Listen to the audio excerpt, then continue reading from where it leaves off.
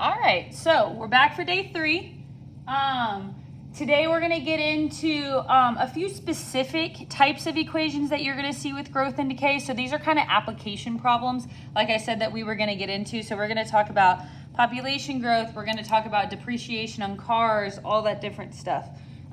Quarterly, annually, and monthly compounding interest.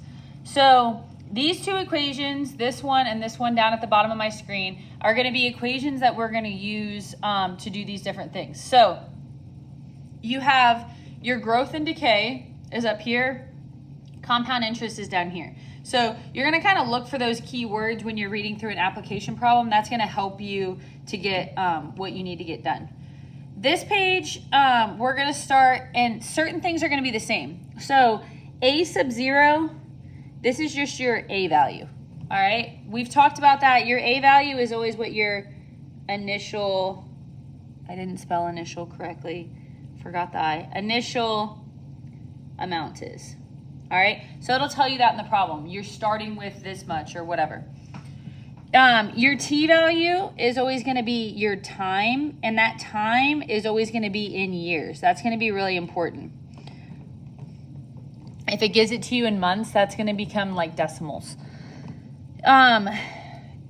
Your y value, all right, is always going to be whatever your final amount is. So that's going to, solve the problem for you, whatever your final amount is. And then this 1 plus r, that's basically your b value. And that r is going to be your rate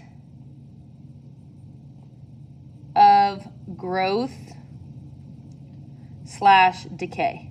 Now, really important, that's usually going to be given to you as a percent. You need to always write as a decimal.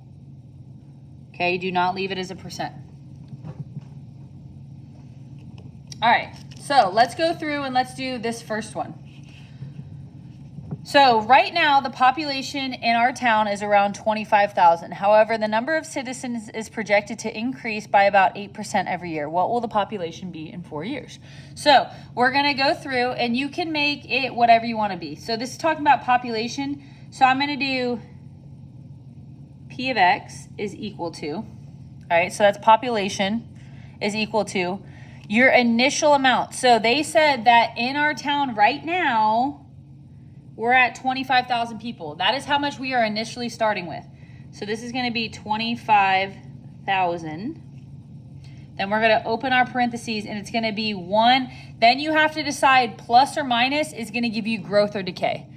So if we're growing, plus. If we're decaying, minus. So on this one, it tells you that we're going to increase by about 8% every year. So 1 plus, if I want to write 8% as a decimal, that's going to be 0.08. So that's our rate. Again, plus because it's growth, rate as a decimal. And then you're going to raise that to the x power, or you're going to, like, for your general equation, so it's going to be raised like this to the x power. And then I wanted to show you, you can write it like this, or you can combine these two together and you can say P of X is equal to 25,000 1.08 raised to the X. So you can write those either way, and you'll see them both ways, so just make sure you can identify it either way. Now, if it asks you to solve, it says, what will the population be in 4 years? So it's giving us what our X value is, and so we're just going to go ahead and you're going to plug in. This is something that you would use the calculator to help you get. I don't expect you to know that 1.08 raised to the 4th power times 25,000 is. So once you solve that, you put everything in. That's going to give us about 34,012 people. This is one we would not write a decimal because you're not going to have 0.3 of a person. So make sure you get this, and then you always want to label. So this is talking about population, so this is going to be people. So in 4 years, their town's going to grow by about 9,000 people. So it's going to grow quite a bit. All right, if you're feeling good, go ahead and try to do that next one. If you're not feeling good, then you can go ahead with me.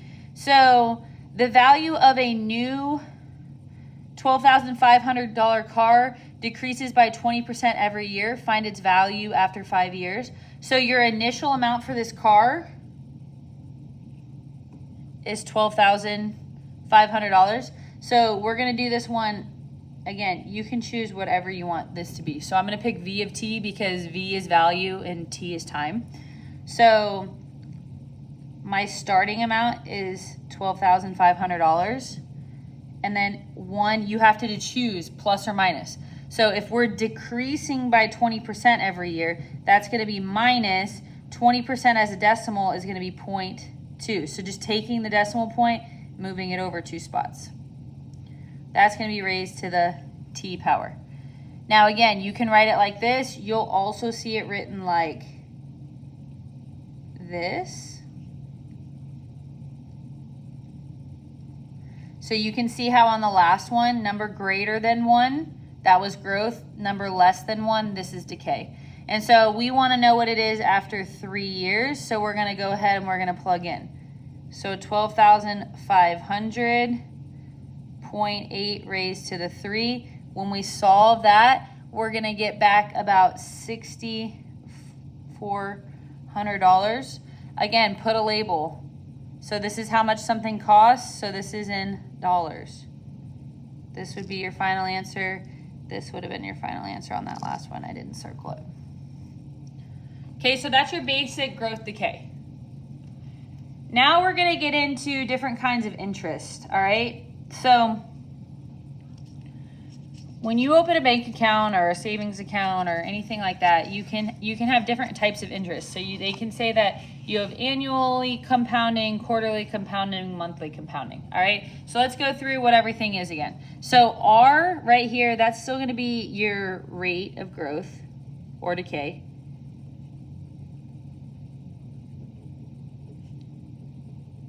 Still as a decimal.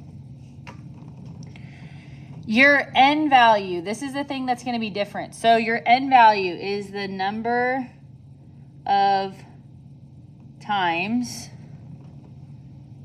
the interest is given per year. The interest compounds per year. So if you have annual interest, that means it's compounding 1 time, just annually. If you have quarterly interest, that means it's compounding 4 times, so your N value would be 4. If you have monthly, that would be 12 times because there's 12 months in a year. Your A sub 0 is still your initial value or initial amount, whichever way you want to say it. This is your final amount or final value. And then your T is still time in years. I kind of went all over the place as I did this. So this is just going to be, can you plug things in basically to the right spot? So 6,000 is invested. That's going to be your A sub 0. That's your starting value at an annual interest rate of 4%.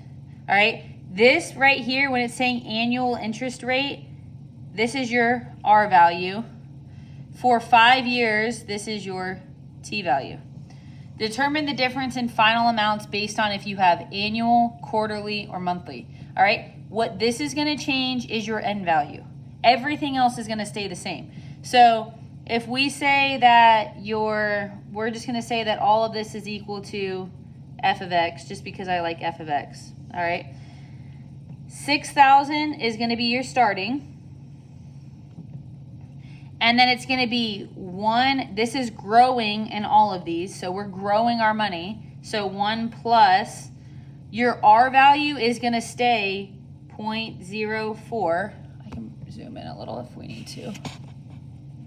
Okay, so your R value is going to stay, and then your N value is going to be the thing that changes. So if on this one, annually, my N value is just going to be a 1, and then it's raised to the NT, well, that's going to be 1 times whatever my T value is, which in this case is 5 years. So let me put a 5 instead of a T. That would get plugged in your calculator. That's what you would solve for and find. So if you plug all this in your calculator, you're going to end up, if it compounds annually, you're going to get $7,299.92 after it's been in your account for 5 years.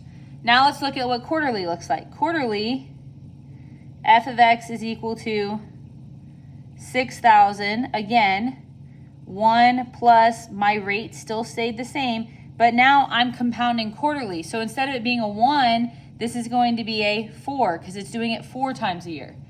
And this is going to be raised to the 4 times 5. So if it compounds quarterly, I put all that in my calculator. That's going to give me $7,321.14.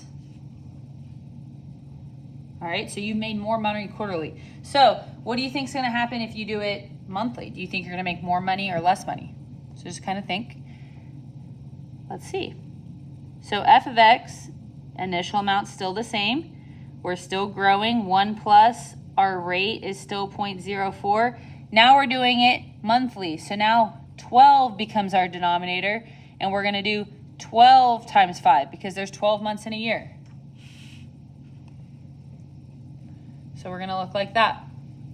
You plug all that in your calculator, you're going to end up getting $7,325.98. So you can see how that matters. Like if you open a bank account and they tell you which one do you want, well, I want monthly. Compound it more often is going to help me make more money. The more money you put in, the more money you're going to get out.